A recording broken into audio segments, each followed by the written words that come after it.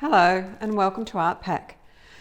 This morning I'm going to take you through dyeing a scarf using our Silk Scarf pack, which comes with two large 70 by 70 centimetre silk Habutai scarves, and these scarves have a self-rolled hand hemmed, and you get 4 dyes in this pack. So you get a pale pink, pale blue, a deep purple and a yellow.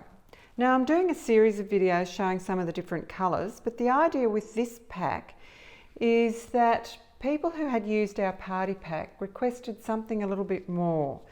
So by putting 4 dyes in, it gives you more control over which colours you choose to use, and it also means that you've got 2 scarves and you can do 2 completely different colourways. Now today I'm going to aim for a darker scarf. And I'm going to use the deep purple, the pale blue and the pale pink, and we'll see what happens. So I've got an old towel down on my workbench. I've put out a couple of pieces of plastic wrap to work on. I've got a bowl of water, about a couple of cups of water and a splash of vinegar in it, 1/4 cup of vinegar, and that's what I'm going to rinse my scarf in. Now the vinegar helps to condition the silk and means that the dyes will penetrate slightly better. So sloosh it around and gently squeeze out the excess and then onto your plastic wrap. Now we're using steam set dyes. So this particular technique that I'm using today means that you can dye a scarf without the need for a frame on which to paint a design. Now this is just working with colour, this technique, and it relies on working wet in wet, so your dyes will run and mix, and being steamed. In this case today we're going to use the microwave.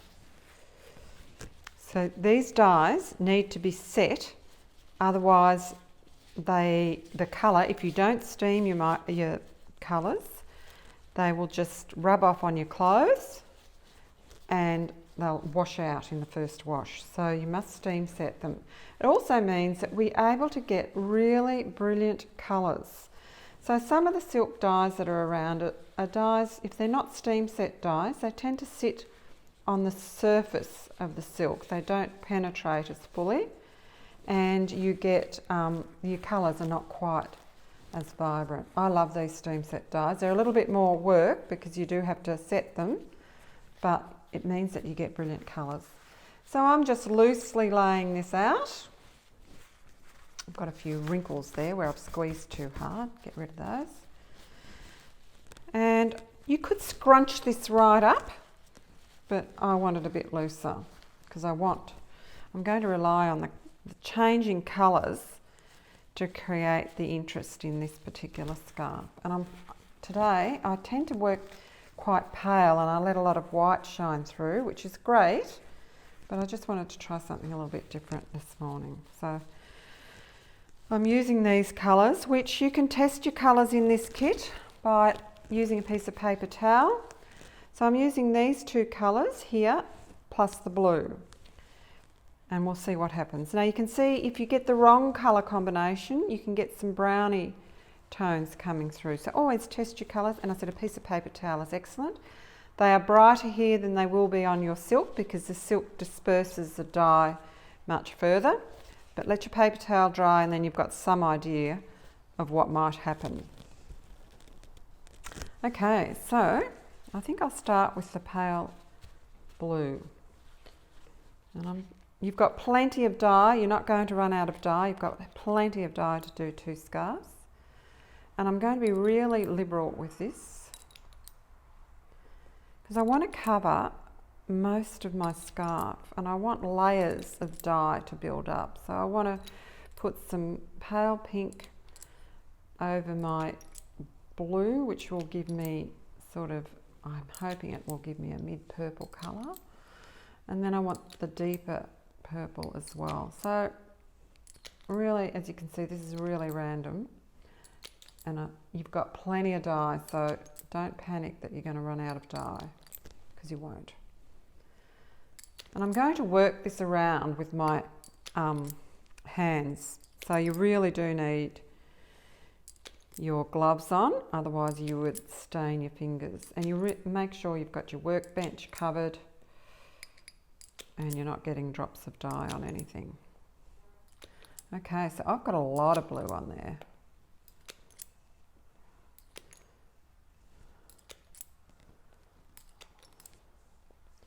I said I want to make this slightly darker, so I'm going to go quite deep. Now, I'm just going to screw the top on, I don't want to knock it over. Now I'm going to come back with my pale pink.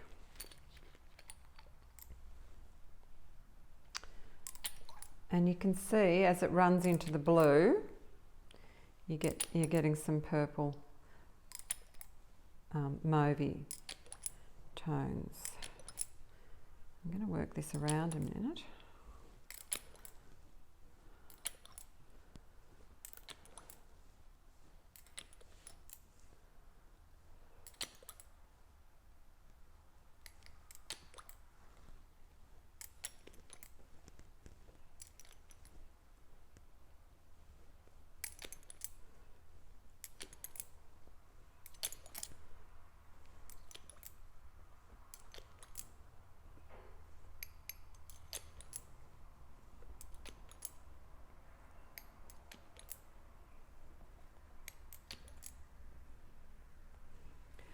Okay, I've got quite a lot of that on as well. You can see how the purple's starting to come through here. Now before I put the deep purple on, I just want to work this through a bit by moving it around.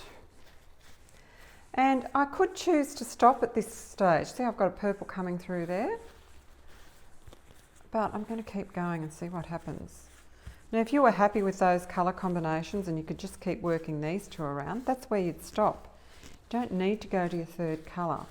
In fact, when it comes to dyeing silk, often less is best in terms of colours. If you get too many colours on, I would never work with all of 4 colours on one scarf using this technique, because I'd probably get uncontrolled patches of brown coming through, just because the 4 colours. There. Now I've worked that around a little bit. Now as I said, you could leave it at that stage and fold your scarf up and finish it off, but I've got this deeper purple and I want to see what's going to happen if I cover some more of it. I'm going to put quite a bit of this on as well.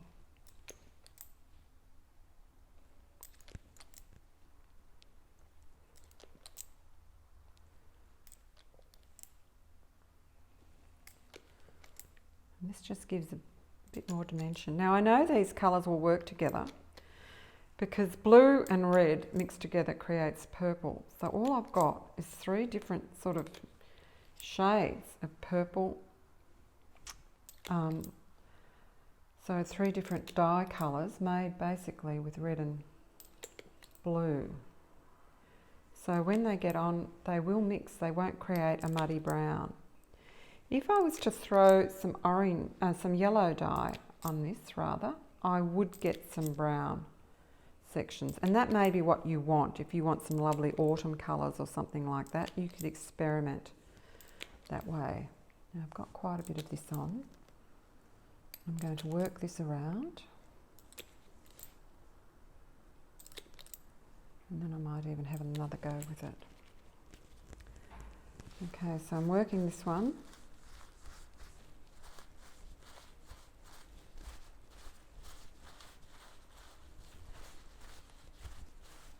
Just opening it up and closing it up, encouraging the dye to spread. Oh, you can see where I've run off the plastic here. That's why you have a towel on your bench. So I'll need to just get that to come out.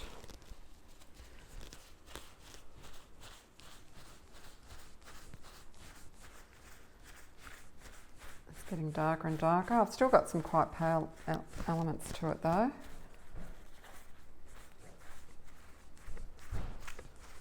So now I'm going to just put a bit more of this dark dye on. Some of these lighter patches. I just want this one to be quite deep.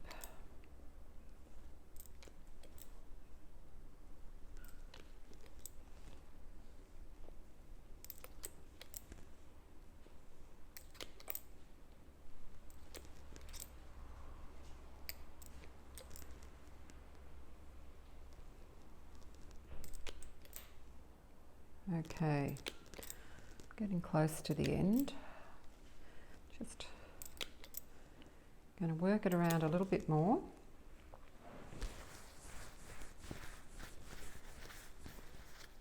I'm trying to eliminate as much. Oops, there's a white section there.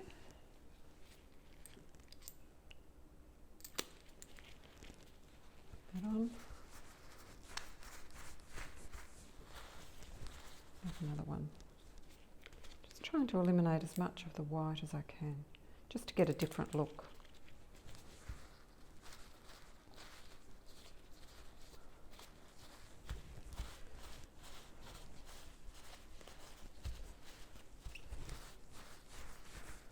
Yeah, that's good.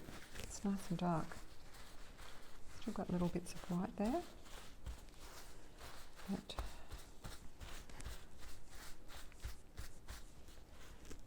a little bit more in that one. Oops.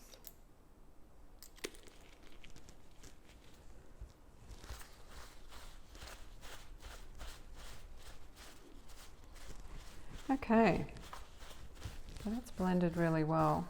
I might put a bit of pink over there. And you'll notice that some colours move through the silk much faster than others. I don't know why. I think it's just the ingredients in the dye for some reason, how they react with silk. All of them will react quite right. Now, if I keep going with this, I'll end up with a scarf that is all one colour with very little variation. So I'm going to force myself to stop in a minute. Here we go. I've got some very subtle changes. A bit more in there. I can't force myself to stop. I could end up with a black scarf in a minute if I keep going, but anyway. All right, I think that's okay. I haven't got any really bright whitey patches. So I've blended it and blended it. So I'm still going to have some dark lines through it, where the folds of the fabric create deeper sets of dye. But okay, so now all I'm going to do is put some plastic wrap on top of that before I fold it. Put the microphone down this time so that the camera doesn't fall off.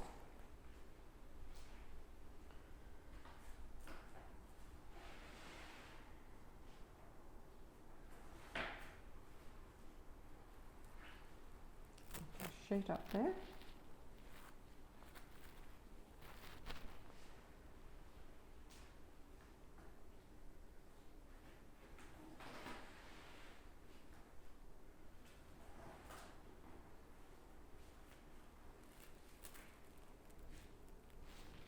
Another one down the bottom. Now, as I squeeze that, it will help mix the dyes even more. Now I'm just going to fold it over. Yep, that's looking really good, nice and dark, which is what I wanted for this one. A completely different look. So then you can just wrap it. The more you squeeze it, the more your dyes will mix. I've used this plastic bag earlier today, but I'm popping it again. So the scarf goes in the plastic bag and then into the microwave. Okay, so here it is. It's out of the microwave. It's been in the microwave for a minute. Now that length of time will depend on how powerful your microwave is. Now this is the dangerous part because it is very, very hot. The heat is needed to set the dyes. And I've peeled it back. Wow, look at that. Just what I was after. Some subtle variation. Okay, so once again I take my bowl of water and vinegar, rinse the scarf in there. Now if you've got dye coming out, it hasn't been in the microwave long enough.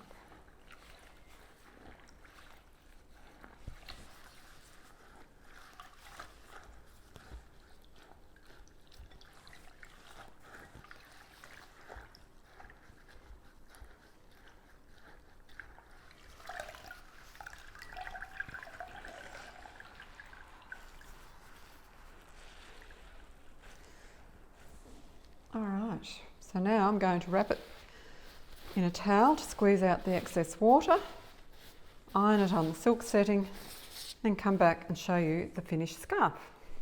Okay, so here's the finished scarf, and it's fabulous. You've got these really subtle changes of colour that you're working through. So this morning I've shown you two different possibilities with our new silk scarf dyeing kit. So they're the two scarves I've made this morning. So to do those, I've used the 4 different colours that come in the kit. So for this scarf, I've just used the yellow and the pale pink. For this one, I've actually used the deep purple, the blue, and the pale pink. So the combination is up to you. So you can experiment with and get the colourway that works for you. So in your kit, you get your 4 dyes, 2 hand-hemmed silk Habutai scarves, 70 by 70 centimetres, a set of gloves, and your instruction kit. So happy dyeing. I hope that helps you, and we'd love you to send us some photos of what you've been able to come up with.